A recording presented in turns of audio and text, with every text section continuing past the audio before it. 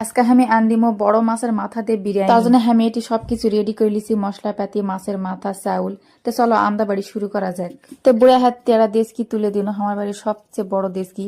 তারপর গড় করে না তেল হয়ে দিন, তারপর দিয়ে দিন তেজপাতা ছেড়ে দিয়ে দিন, তারপর আদা থেতলা করে দিবো। তো আদাটা আমার থেতলা করা হয়ে গেছে, এবার আমি রসুন থেতলা করে নিবো। তো আদা রসুন থেতলা করে আমি এই মাছের মধ্যে এবার গোটা গোটা মশলা দিয়ে রান দিবো। আজকে কোনো বাটা মশলা দিব না।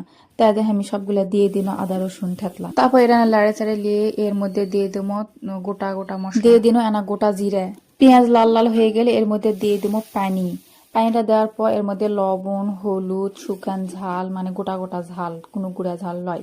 তারপর দিয়ে দিন ধনিয়া জিরা, দিয়ে লাড়ে চাড়ে নিয়ে এর মধ্যে দিয়ে দেবো সেই মাছের মাথা। মাছের মাথাটা দিয়ে ভালো করে কষে নেবো এর মধ্যে। তো এটা না পানি দেওয়া লাগবে, মাছের মাথাটা যেন না সিদ্ধ হয়ে যায়। তো দেখো পানি ঢালে দিয়ে দিন, পানি টানি দিয়ে এখন ঢাকনা দিয়ে ঢাকে থমো, এটা না সিদ্ধ হোক।